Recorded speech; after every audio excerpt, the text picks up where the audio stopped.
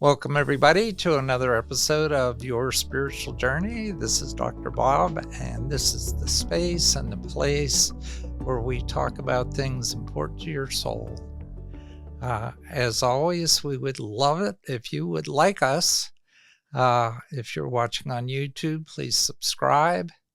And if you're so inclined, support us on Patreon. We'd love to be around for a long time to come.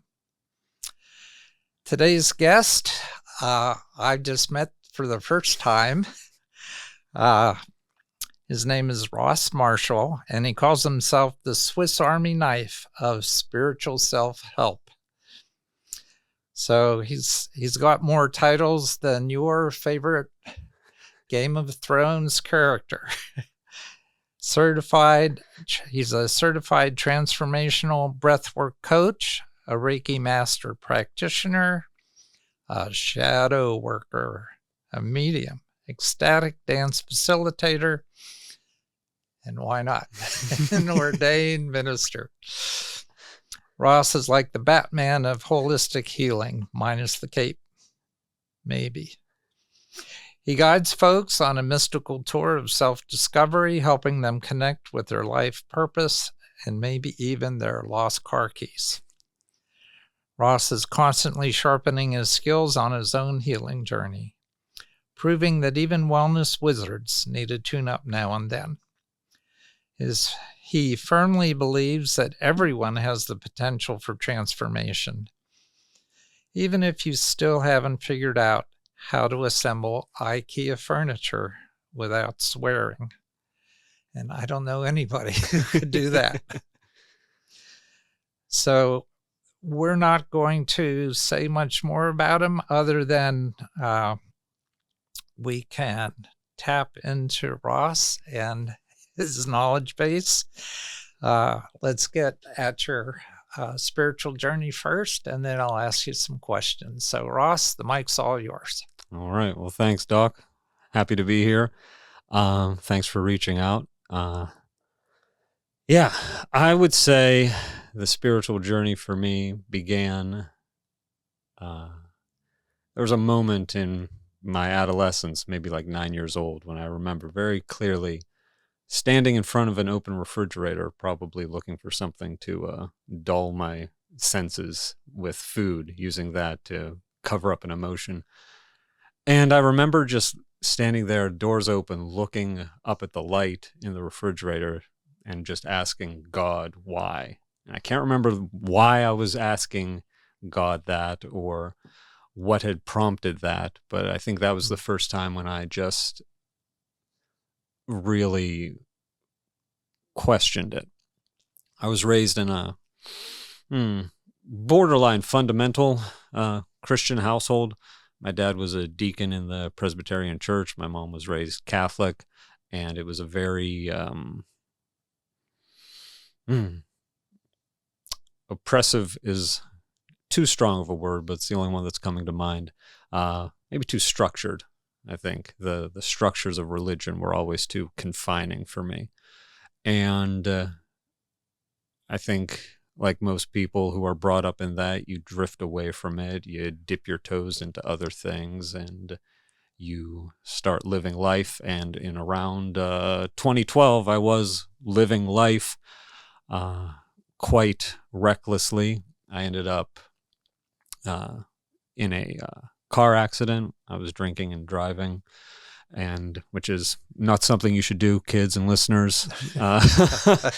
But I was doing that, and I was driving my girlfriend at the time's car, and we were going through the Wabash Tunnel here in Pittsburgh, and I was going too fast. The car flipped.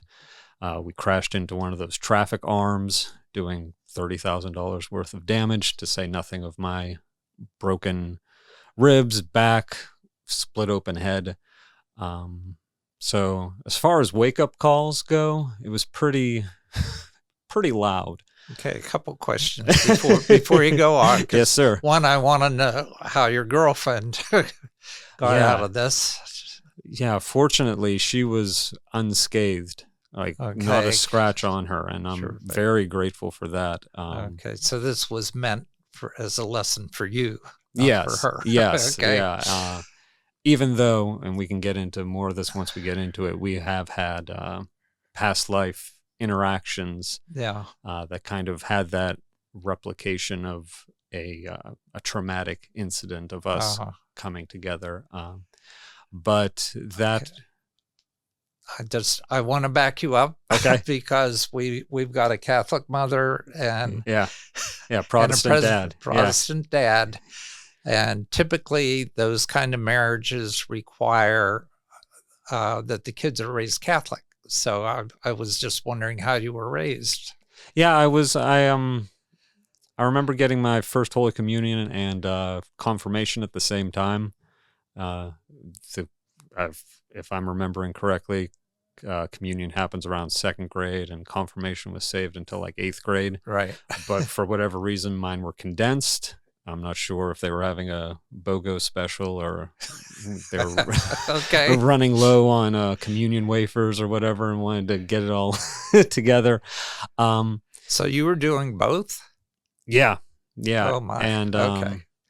yeah, it was never really something that I resonated with, but it was just the only option that there was. Well, what happened on a typical Sunday? We would go to church under threat of, it was never used as I never saw it as an option to commune with a higher power, or to connect with yourself and that self that we share. It was always you were bad or you didn't behave well enough to my standards, so we're going to church as punishment. So which church, though? It depended. Okay. Yeah. So you alternated, sort of. Yeah. All right. Floating around from a bunch of different Presbyterian and Methodist churches, and usually just the one Catholic church in my hometown of Bentleyville. Okay.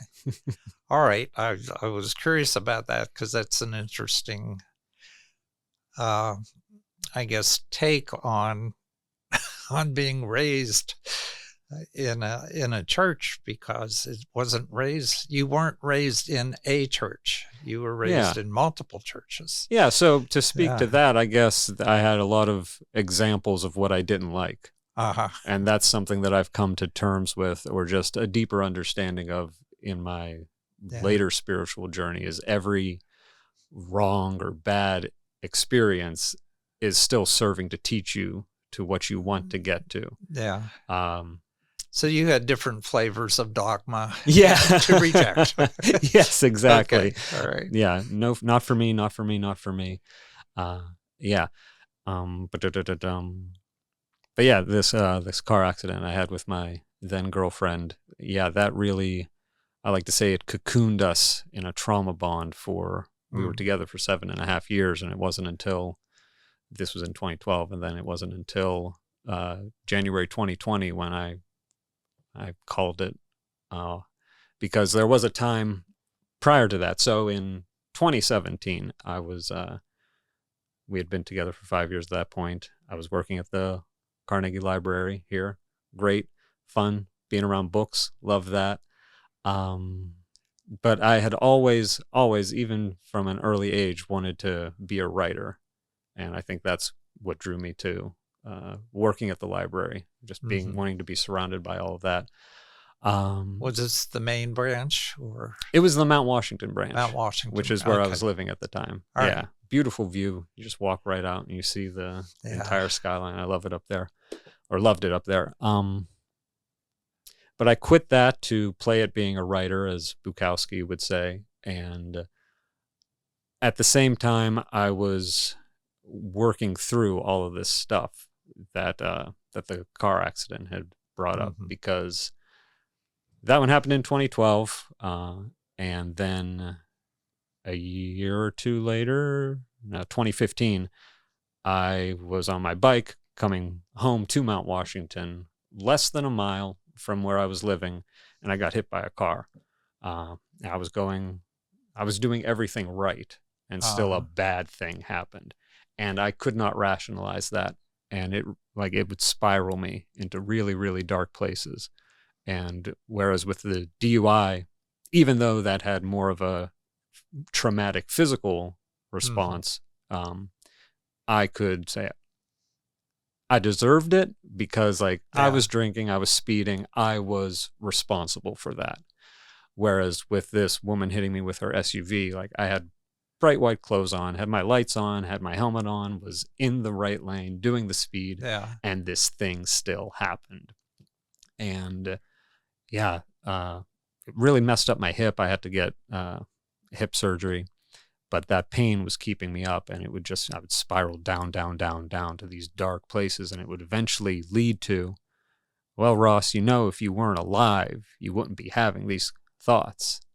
Yeah. So then I started, suicidal ideation to a degree that I never had before. But even then it was, I'm laughing because as I would imagine ways of myself dying, it was always in some kind of like dramatic way. Like I would be out golfing, and as I would raise my club, lightning would strike it. And I don't even golf. So there was always this element of storytelling behind it. Where I was like, I save a bus full of children and the bus explodes once I get them all off. So there was always this element of fantasy to it. But that led me to seek therapy for the first time. And it's great. I loved it.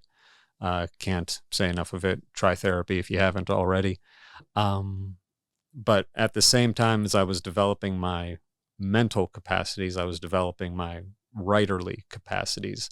And it's surprising how much those two intersect. I think it was Joan Didion or Natalie Goldberg. I think it was Natalie Goldberg, Writing Down the Bones, maybe, which was about mental health and writing. And I would always think, if I could just get a handle on my mental health, I'll be able to write this book. I'll be the best writer ever, or the best writer I can be. Well, it turns out working on my mental health made me realize that a writer is just another egoic identity that I was attaching myself to. So now writing isn't something I want. I don't want to be a writer. Writing is just something that I do. Like breathing. So as a direct result of that car accident and both of them, it started me on this spiritual journey. The book I was writing was a sci-fi fantasy musical that I was creating a religion for it because it was going to be, the main character was going to be rebelling from his dogmatic upbringing. They say, write what you know. Right. But I wanted to create a religion, so I started researching religions, and I never got further than Buddhism because that really resonated with me. And I remember talking with my mother one day. She had come to visit, and we were hugging goodbye, and I had just told her that I didn't believe in the God that she did in the way that she did, and that I was looking into Buddhism. And we were hugging as I was saying this, and I could feel her deflate. Yeah. As I said that, like I had just, I don't know, the worst thing I could say. So developing the spiritual awareness, I guess we'll say that. And then realizing as I was getting in touch with loving kindness and loving myself and realizing all the places I wasn't being loving outward, I realized after 5.5, 6 years at this point with my then girlfriend, I wasn't loving her the way I wanted to, the way I felt I should be after 6.5, 7 years, the trauma that we had been through. So I call that off. And then the pandemic happened, which, blessings in disguise, because I'm glad that we separated before that, because I know being put together would have probably exacerbated all of the things that I wasn't willing to look at.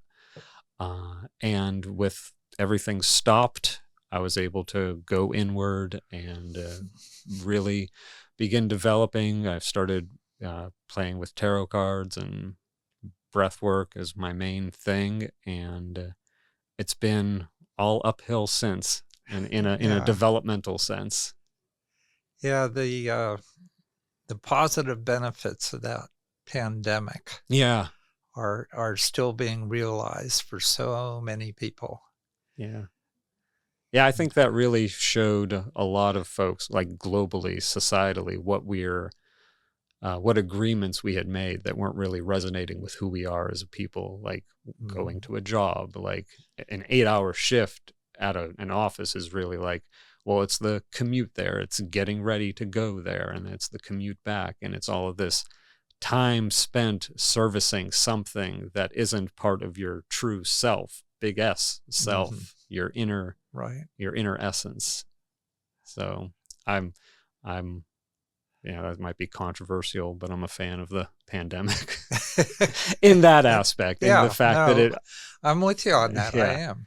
And, speaking about trauma and traumatic events like the pandemic, I believe that there is that nugget of not even positivity, because I think toxic positivity is something, especially in the spiritual community, that can be kind of front and center. And I was working with this concept last night, that you always have the option to be more loving. That's not to say that an oppressor doesn't have the right to be unloving toward their oppressor, or the oppressed doesn't have the right to be unloving toward their oppressor. And that's not, I'm not excusing anyone's behavior or trying to minimize anyone's experience. But when you make that choice to look back at the traumas that you've gone through and see, oh, this DUI car accident that I went through, I was just talking with my friend about this yesterday. It's not something I look back on and like, oh, geez, remember that? Remember remember learning how to walk again and having the body brace on? Boy, oh boy. It's not like remembering a day at the fair. It's like, oh, look at that. Look where I've come from that. Look what I've grown from. And it's just a beautiful way to recontextualize, reframe those experiences and see them as stepping stones or invitations to growth. And again, I'm not going to go into an AA meeting and be like, hey guys, you just need to look on the positive side. I understand there's nuance, and I understand that that's not anything I can force someone to get to. But I think just by living that truth in my own way without preaching it, kind of broadcast it on its own. Well, and the other thing is to have learned that lesson, that whatever you're going through now has a lesson for you, and you're going to come out on the other side of this a better person. So it isn't just looking back and saying, what an experience, and where I've gone from that experience, but looking forward and saying, the next time something, quote, negative happens, knowing that there's something to be learned from that, and that you'll end up on the other side of it. And it helps you deal with those situations with the new knowledge that you have. So I'm not telling you anything new. It's just, that I think the lessons that we get taught are lessons to remember, not only for what they taught us in the past, but what they teach us about our future. Yeah. I go on emotional waves sometimes, and it's just, it's something that I'm aware of, like, oh, things are lovely, unicorns and rainbows. And then it's like, oh, I don't want to look outside kind of thing. I can't get out of bed kind of thing. And 2012, maybe even at the start of the pandemic, 5 years ago, that would have been a cause to call my therapist at the time. But now it's like, all right, I'm low. Let me notice that. Let me thank that, because I'm going to learn something down here. And as I do eventually come up, because I can remember, okay, I have been high before, so I know it's going to happen. Right. So while I'm down here, let's see what kind of lesson, what I can bring up so that when it gets back down, I'm not down for as long. Yeah. And I've noticed that now. It's like, oh, okay, let me just go sit and feel and cry or whatever, not overeat or anything like that. Let me just be with this. And then it's really so simple. It's not easy, but it is simple. You just be with it, show it that love, show it that understanding, even like, loving a pain, loving depression, loving sadness, anything. I know that's a big stretch for some folks, but just being like acceptance, like just blanket, uncharged on either end. All right, there is sadness being felt. That's unfortunate. Well, let's just be here with this and see what it has to say. Yeah. Yeah. Now the way that I connected with you is through my daughter-in-law, Dominique, seeing your ad for a dog walker who does Reiki. Yes. On your dog. Yes, sir. So we have some things to discuss there because one, how did the whole Reiki journey come about? Because I'm also a Reiki master, and I know a lot of Reiki practitioners. And the journey to and through Reiki is different for everybody, just like their personal spiritual journeys are different. So what's your Reiki journey? My Reiki journey, it's like a lot of my modalities. I would be sitting at my meditation station and I'd feel some kind of stuck energy, and I just put my hands there and like just imagine holding it if I could, and just like personifying it and giving it a color, a texture, a temperature, and just like breathing it out. And even breath work too would be like something that I was sitting there and like, well, let me see if I can breathe down to this feeling. Let me hold my breath there and see what that does. Let me imagine that leaving as I breathe. And with both breathwork and Reiki, I would be doing that. And then a week or two later, or like maybe a month, I'd like learn that like that was a thing. Like, oh, Reiki, I was doing that. That's a thing. And I stumbled upon it, or stumbled into a wellness center it wasn't far from here. It's closed now. And I got on the table, and the guy's name's Dave. He ended up being my Reiki teacher, and he worked on me, and it was incredible. And I would describe it, if you haven't experienced it, it's like an inner alignment, like energetic chiropractic would be a way, without the cracking. That's a nice description. Yeah. Yeah. Okay. And so I went for a couple sessions and ended up going through all the levels. So I'm a master practitioner. I like to add that practitioner on, because mastery isn't ever a finite thing. Right. It's always a continuous thing. And then I was developing my mediumship abilities, and my other Reiki teacher, Victoria, was teaching me that.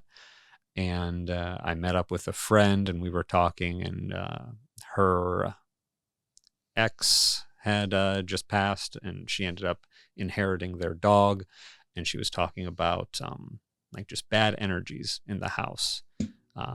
So I went over and I did a smudging of the space, and her dog was there just laying on the bed, and I just started working on him. And this was something that I had done, if I was ever at a party where there were pets, especially dogs, I would just kind of gravitate toward them and away from people talking about their sports teams or whatever. Yeah. It was like, even then I wasn't interested in that, and more interested about connecting with, with love.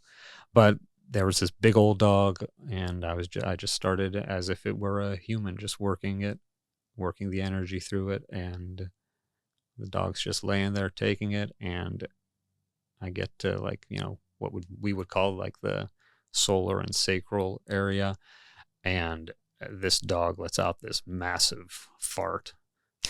And it was like, dog farts are bad enough on their own, but this was like, the energy Yeah. moved out of the dog.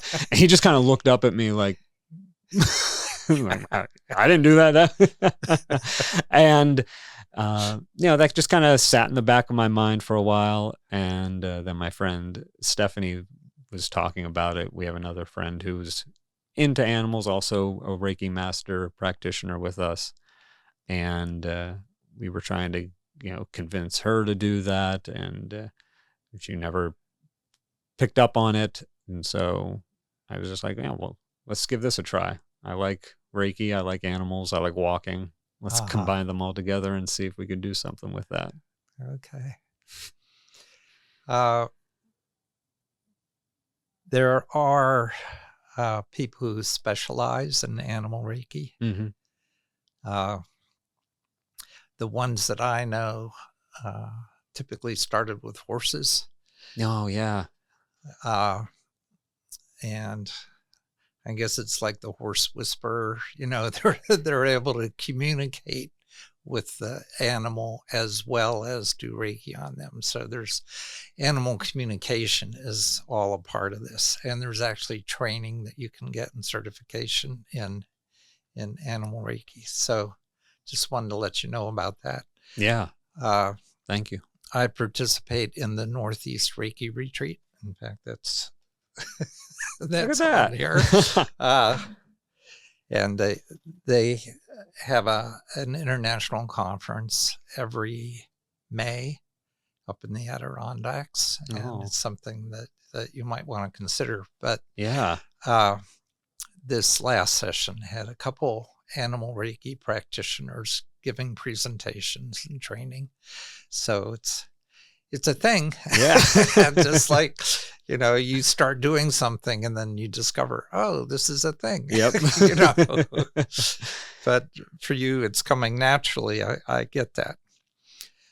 Okay, so we get into your being a medium, and what's that about? How did that come about for you?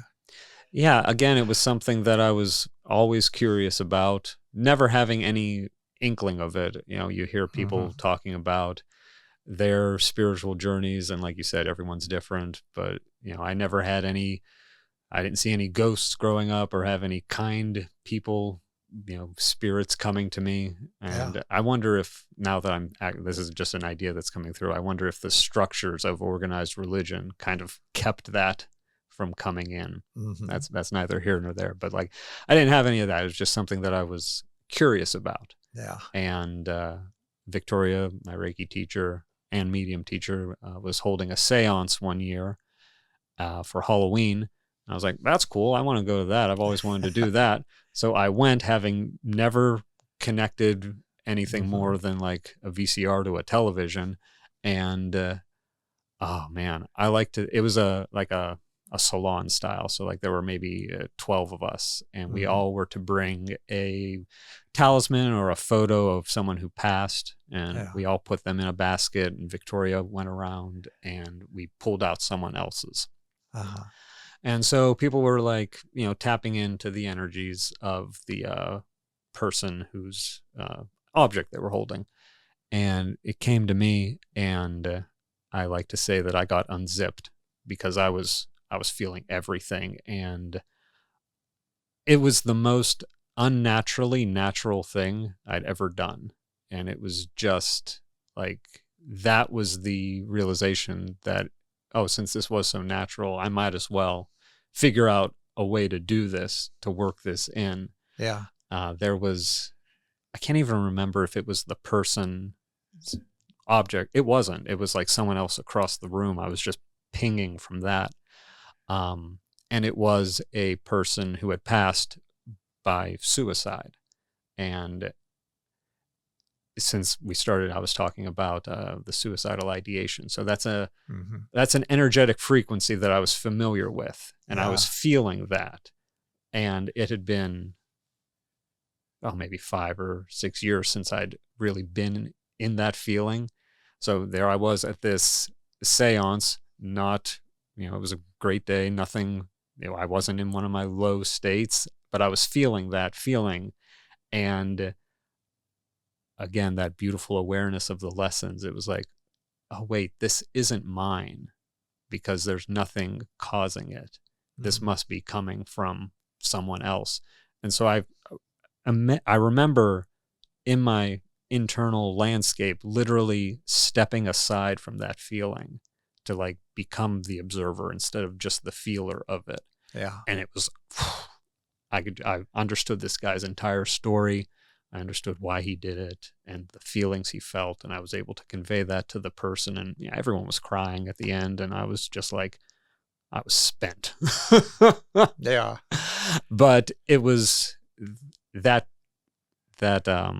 realization of the energetics of it, of realizing that was a big teaching moment for me of what I take on, what I can feel, and realizing just because you feel it doesn't mean it's yours. Just because you feel it doesn't mean you need to take it on. Yeah. You can feel it, you can witness it, you can observe it, and get the information you need from it if it's in that situation, or if it's like, you're just washing dishes and you get hit by a wave of something. That's just an invitation to be like, okay, is this mine?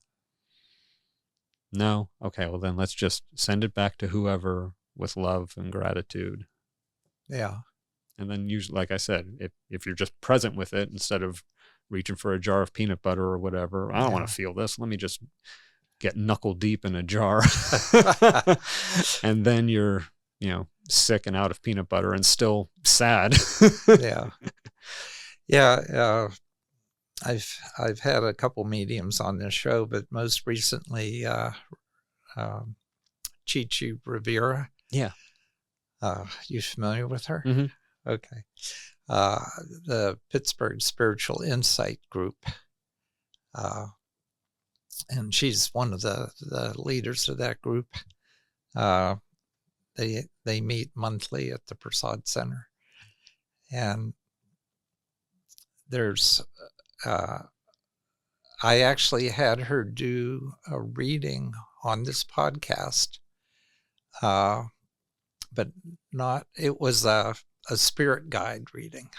Mm-hmm. So it wasn't, she wouldn't do a reading as a medium because that's so personal to the person's situation. But the spirit guide reading was with my wife, actually, because she wanted to demonstrate what that was like.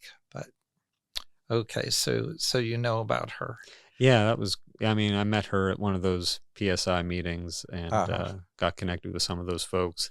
There's one woman who does frog or toad medicine ceremonies that I'm looking into doing. This has been so far the year of plant medicine ceremonies and sits with that. I just wrapped up a sit with dandelion Sunday. Yeah. Today's Tuesday. Yeah. And where did you do that? So my plant medicine journey began last April through a group called Plant Medicine People, and Lindsay was the facilitator, and she was also one of my Reiki classmates. Okay. And she facilitated a sit with cacao for myself and my friend Stephanie, and that was a beautiful experience, and was my another unzipping of what's available to us. And then this year, so far, I've sat with juniper and rose, and then, like I said, I just finished up with dandelion. Juniper and rose were both group sits, so there were more people, and we met every Sunday on Zoom to talk about what was going on.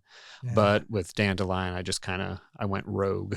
I went and got the root dandelion root from Hocus Pocus, the witch shop in Oakland, and I followed everything to a T. There's a element of restricting your diet: no gluten, no sugar, no salt, no fat, or no butter, no red meat, nothing fun, basically. Yeah. And no dark media, no love, no self-love or love with other people. So I adhered to that for 2 weeks, and it was nice being in that space. It definitely brought me into that lull I was talking about. But I understood the role that the facilitator, the plant medicine shaman holds for that, because in a structured diet, they sing in the plant, and they sometimes are also taking the root or the plant or whatever it is. Yeah. So they're on that energetic frequency with you. But I was just flying solo, and Yeah. I don't want to say it was unsupported, but it was, because I still connected and we had a great time. We learned a lot. Dandelion and I'm talking about now. Yeah. Right. But there was that element, that bridge that the Uh-huh. shaman holds between the plant world and Yeah. and me. And I equated it to, like, you're out and you go up to chat someone up. It's just like, oh, here's a person coming into my field. How do I feel about that? Whereas if it's, you have a mutual friend who's like, hey, have you met so-and-so? And then you make that connection. I realized that's what the shaman, that's what Lindsay was doing with all these plants. Like, hey, Ross is coming in, be ready. Yeah. Whereas with Dandelion, it was like, hi, I like your flowers. So this process that you used with the dandelion is a process that the shaman took you through in the other situations. Yeah, there's we'll go with juniper, because oh man, juniper, like, we talk about soulmates and like how that's not necessarily a romantic thing. It's just soul travelers together. Yeah. Juniper is one of my soulmates. And I feel like there's very few spaces where I can be like, hey, this tree is my soulmate, and people would get it. But I know that this is one of those places. There's this process where, you set an intention, and then Lindsay or whoever the facilitator shaman is sings in the plant. And then you have your first sip of the tea, whether it be juniper, rose, dandelion, whatever. You can dye it any plant, oregano, lavender, cinnamon. And then it goes for like 2 or 3 weeks, and you're just sitting with the plant in a tea form in the morning and meditating, and in the evening and meditating. And if you want to have any more during the day, that's fine. But like I said, the diet's restricted. It's the food's intentionally bland, so you can connect with both the medicine of the plant and then the food itself. And the first diet, when I did cacao, oh man, the food.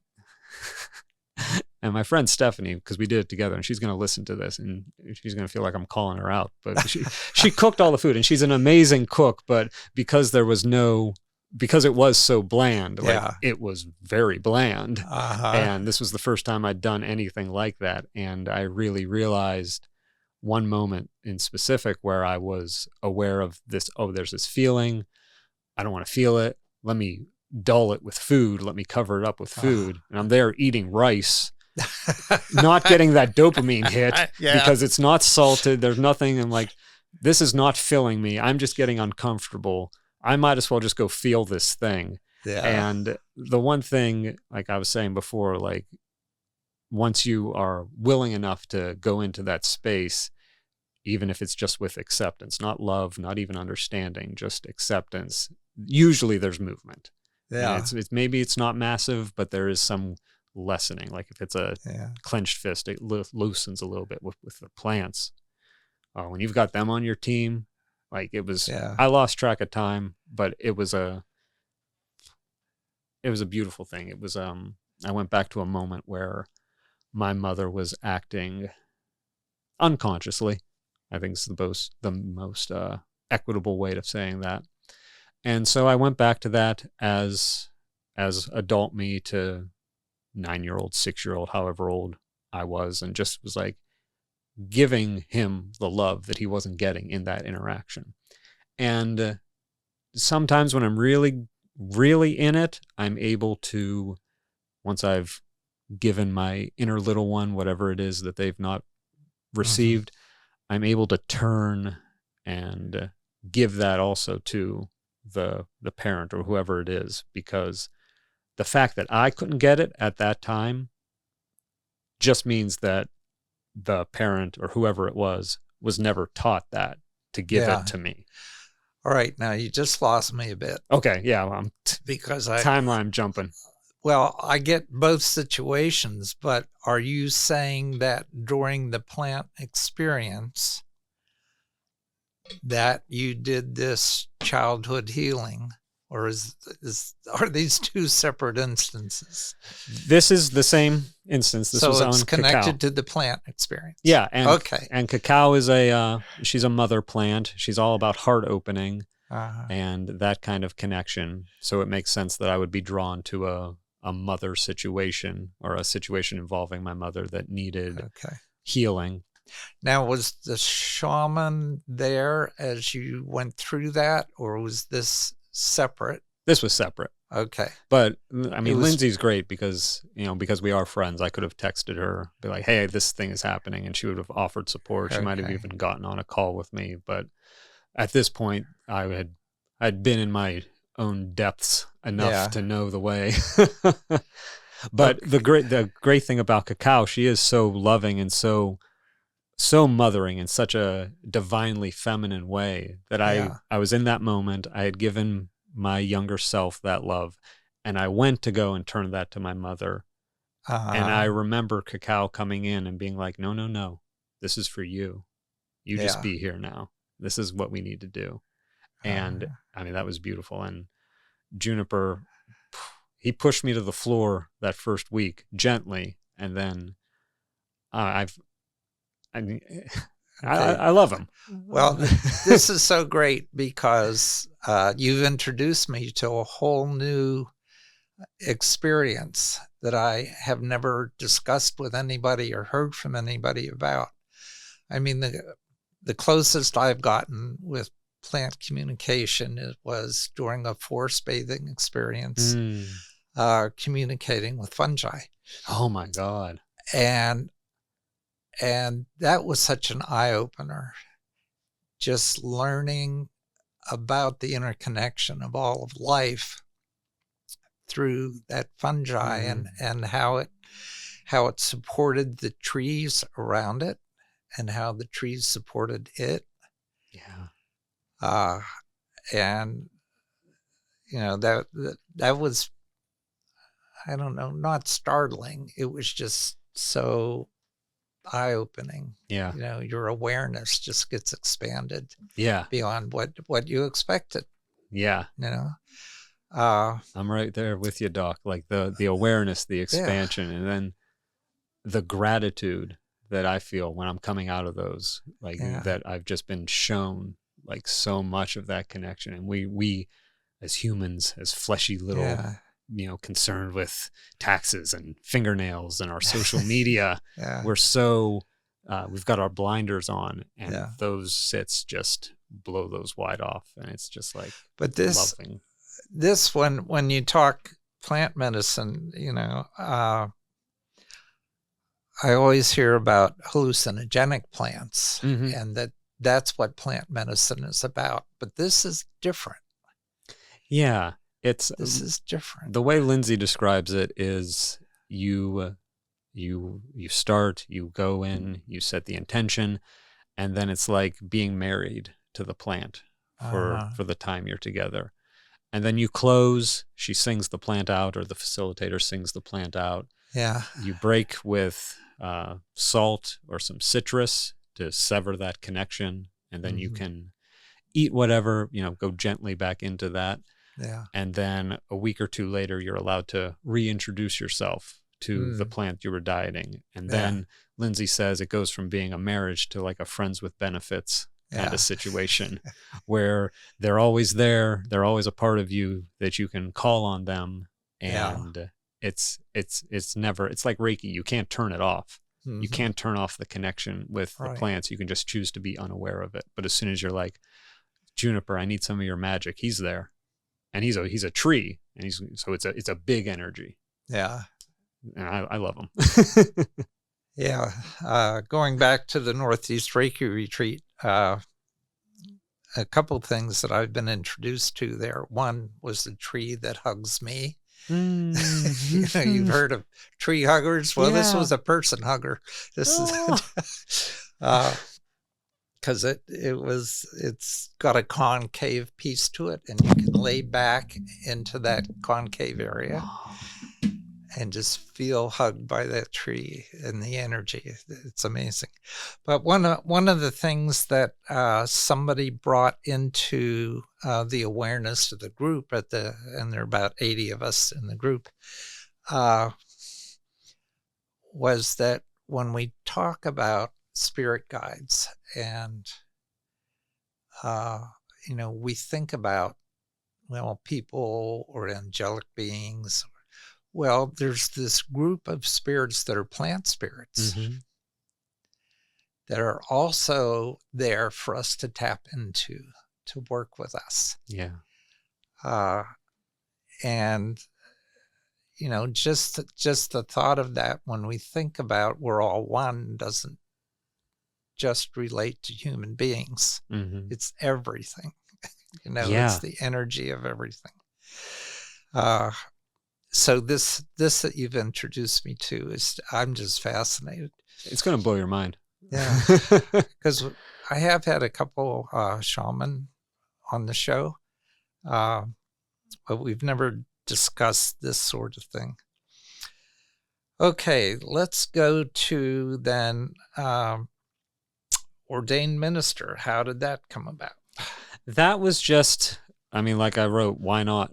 And it's through the, I think it's called the Universal Life Church, where you can just basically fill out a form and you're ordained. Right. But what I like about them is that it says on their website, we're all children of the same universe kind of thing. I think that's actually is their tagline, or however you want to call it. And that just goes back to what you were saying about the interconnectedness of everything. And that really resonated with me, because it doesn't matter plant, person, pet. It all comes from the same source. The energy is all the same. It's just being condensed into a dog-shaped container, or a bob-shaped container, or a Roth-shaped container, or even a rock, stone, plant-shaped container. Yeah. Okay, so that was just something that you did on a whim? It's something I did on a whim. Yeah, just in case anyone needed to get married at a drop of the hat. Not to me, to, their paramours, or, whatever. Yeah, so have you officiated anything at this Not yet. point? Not yet, okay.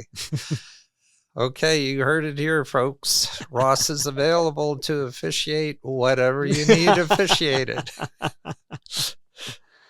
Okay, what else are we going to look into here? All right, ecstatic dance facilitator. Yeah, so movement as medicine was one of the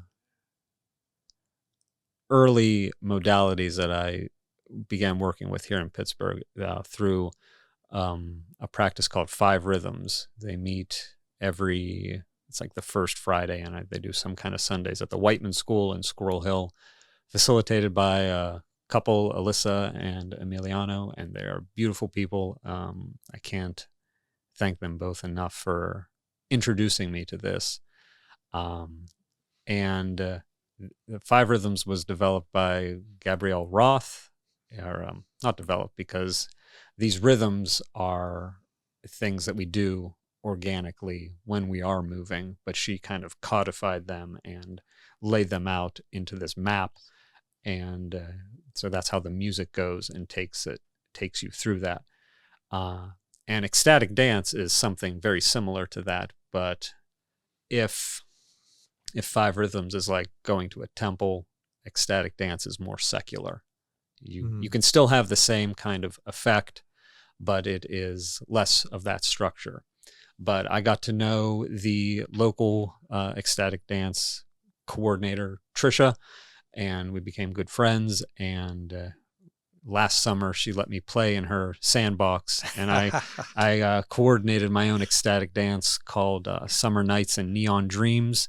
And I love the idea of using different kinds of music to evoke a somatic release or even an emotional release. Like you go to these things and it's all like tribal and drumming and chanting, and it's not something you'd hear on a top 40 station. Yeah. Which is, it has its purpose and I believe in it wholly, but I love the idea of like when I do my transformational breathwork journeys, I like to use pop music or like noticeable songs, because as you're breathing through that and you're coming up, you're trudging up traumas or things like that, and you've got like a Beatles song or something playing, and then you have this release, then you might remember the next time you're shopping and you hear Beatles on the Muzak, or you're flipping through the radio and you hear that, you might be taken back. Oh, I remember I was in that thing, like we were talking about what we learn and how, okay, I got through that. I was able to breathe through that and release that. So now, like maybe there's a situation with your partner or a work thing that you're on about, and you hear that song, it's like, oh, I got through this other thing. I can get through this thing. Yeah. So I wanted to play around with that with the ecstatic dance format. And for that one last year, I implemented the shadow work that I do.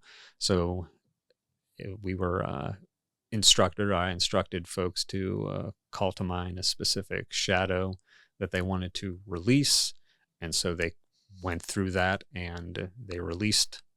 There's a process where you feel into physical tensions, emotional tensions, and mental tensions. And so I constructed 3 different kinds of waves where they were building up to that physical release of that tension, and then it would dip and then build up again to the emotional release, and then dip and then back up to the mental. And it was great. I loved it. People seemed to really resonate with it. And I think this will be the first time that I'm announcing that I'm going to be doing a sequel, Summer Nights and Neon Dreams Y2K, coming up in July. Same kind of idea, but instead of working with shadows, it's going to be specifically for inner child healing. So that was another reason why I was sitting with Dandelion, because one of his magics is inner child stuff. Yeah. And he took me back to a spot that I didn't know needed love. But we went there and it was beautiful. And again, it was one of those moments where I understood that the perpetrator of that trauma was just acting unconsciously. And again, that's not to excuse it or to make light of the thing that happened, but there's an emotional neutrality to it. Right. That is a beautiful thing to get to. So I'm hoping, my intention is for folks to maybe not get to that, but maybe so, and to use this this modality of ecstatic dance to dance with their inner child, and maybe give that inner child a chance to dance if they were someone who was told, you're being too loud, you're moving too much, sit still, look pretty, kind of thing, for them to let loose. Okay, so thinking about having to make a living and survive. That whole thing. Yeah, that whole thing. Okay, besides being a dog walker, what do people pay you for, and how do they find out about your services? So the main thing is the transformational breathwork coaching, and I used to have a website. I'm rebuilding that. I had to take it down, and that's happening. So now it's just on Instagram at Ross Marshall Practices, or you can reach out to me there and find. Yeah, I was very curious about that, because I thought, well, there are a lot of people who aren't Insta folks. Yeah. Who would still like to be able to connect with you. So the website's not back up yet. It's not back up yet, but I offer monthly new moon down-regulating breathwork journeys at the Millvale House over in Millvale. Janet, the purveyor of the Millvale House, has kind of let me do all kinds of fun stuff over there. So that's every new moon. So this Thursday, I'll be over there offering Okay. that. And downregulating is all about bringing the nervous system into the parasympathetic state, Mm-hmm. the rest and digest state. And as new moons are all about quieting and setting intentions and low energy times, as opposed to like the full moon, Yeah. I like pairing those two, because if we can have everything supported cosmically, even if you don't believe in astrology and all of that stuff, it's still fun to play with the cosmological weather and use that to our advantage. Yeah. So I do those every new moon. And people pay you for that. People pay Okay. when they come. And then I'm also doing a breathwork basics class there on Saturday the 15th. From 12 to 2, where we're going to go over different kinds of breathing techniques. In addition to the down regulating, Yeah. there are activating techniques, energizing techniques, and balancing techniques. And then on the 22nd, I'm doing a summer solstice shadow work class there. And that's where we'll talk more about shadow work and Mm-hmm. learn the process outlined in Lama Tsultrim Alione's book, Feeding Your Demons. It's this Tibetan practice where you meet the shadow. A shadow can be anything like anger, grief, any of those bad feelings that we've relegated to the shadows of our subconscious or unconscious. And you personify it. So you would be sitting across from an open seat, and you would imagine it there, and you would ask it some questions and give it texture, temperature, gender, color, all of that. Mm-hmm. And then you get up and you take the seat and you adapt the qualities of whatever the shadow is. And I record mine because I take notes and I draw what the shadows look with colored pencils after. Yeah. And so, I'll often, like, my voice will change, and it's not like a conscious thing I do. I'm just embodying Mm-hmm. that anger or whatever it is. Yeah. So then I answer the questions, or you answer as the demon, the shadow. And then you find out what the shadow needs and how the shadow will feel once it gets its needs met. You come back to your position. Yeah. And you become an elixir or a potion or whatever it is that has the quality of that feeling that shadow needs. Uh-huh. And you feed the shadow, you feed the demon to complete satisfaction. Yeah. And then it either dissolves or changes. And if it changes, you can ask if it's an ally, and it'll either say yes or no. And if it's a no, then you invite an ally to appear. And then you ask similar questions. How will you help me, protect me? What pledges or commitments do you make? And then you do the same thing. You take the position, you answer, and then you return and allow that ally's blessings, wisdom to just dissolve into you, and you just rest in awareness. And yeah, I've been doing that since I was just looking at my book. I started on New Year's Eve 2020 because okay, nothing says party like yeah, meeting your demons and looking at your inner bits. But that's we're going to do an intro class to that on the 22nd at the Millvale House. And then on the 14th, Friday the 14th, Ceremonial in North Point Breeze does what they call Second Fridays, and they have oracle readers and tarot readers. And so I'll be there reading tarot. I've designed a tarot spread based on Joseph Campbell's monomyth.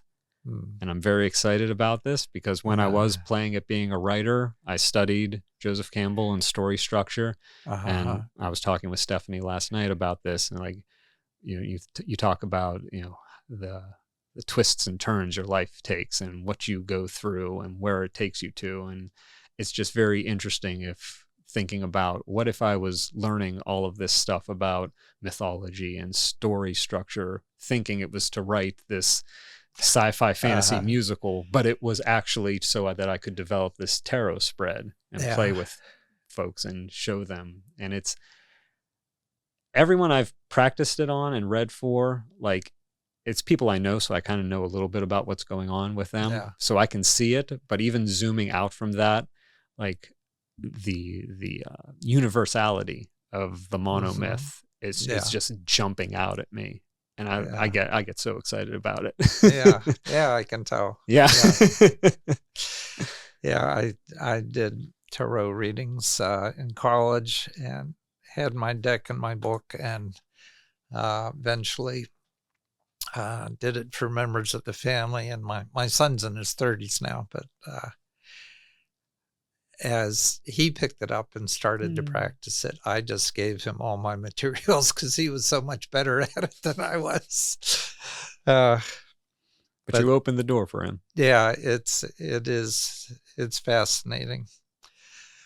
Okay, we are at that time. There, we have to end our conversation for now. I do have to say that I don't know if you're familiar with Bodhi Tree magazine. It's online. Yeah. Okay. I mean, that's where to put your stuff. That's where to advertise what you're doing, I think. Yeah, I know Janet shares the Millvale House. I mean, she has other things going on there. She does a full moon drumming circle, and she does Reiki shares there. Right. And there's a medium who does readings there, and I know she always posts there. But yeah, I'm not as I haven't made marketing myself on social media as much of a priority. Yeah. But it's but you got to live. Yeah. You know, it's not a bad it keeps idea. coming up. Yeah. You know, money and things like that. Yeah, I know, Kevin May and his work. Okay. And Kevin's been on this podcast. He's always out there. Yeah. He's always got something cooking, and I think he's a marketer extraordinaire. I mean, he's doing it the way it needs to be done, and stays spiritual with the whole thing at the same time.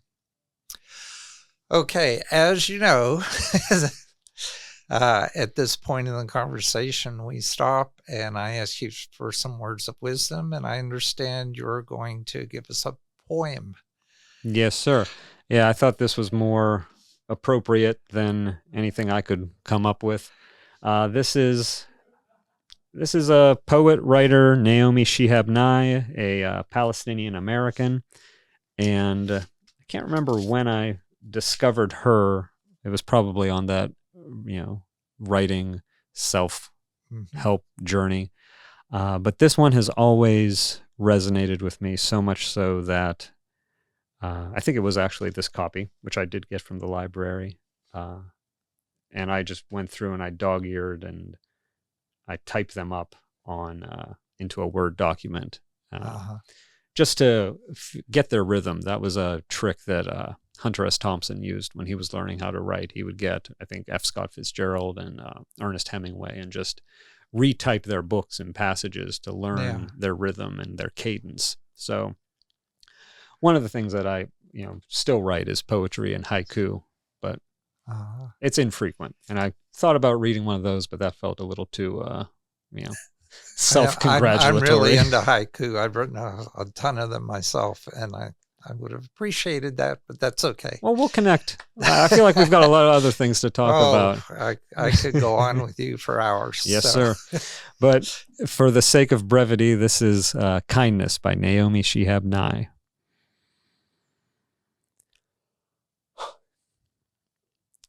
Before you know what kindness really is, you must lose things. Feel the future dissolve in a moment like salt in a weakened broth. What you held in your hand, what you counted and carefully saved, all this must go so you know how desolate the landscape can be between the regions of kindness. How you ride and ride, thinking the bus will never stop. The passengers eating maize and chicken will stare out the window forever. Before you learn the tender gravity of kindness, you must travel where the Indian in a white poncho lies dead by the side of the road. You must see how this could be you, how he too was someone who journeyed through the night with plans and the simple breath that kept him alive. Before you know kindness as the deepest thing inside, you must know sorrow as the other deepest thing. You must wake up with sorrow. You must speak to it till your voice catches the thread of all sorrows and you see the size of the cloth. Then it is only kindness that makes sense anymore. Only kindness that ties your shoes and sends you out into the day to mail letters and purchase bread. Only kindness that raises its head from the crowd of the world to say, "It is I you have been looking for," and then goes with you everywhere, like a shadow or a friend. That's beautiful. She's great. She's got, I could read this book to you all day. Thank you so much for that. And thank you for being with us, Ross. This has been eye-opening, to say the least. You have collapsed so much in such a short period of time.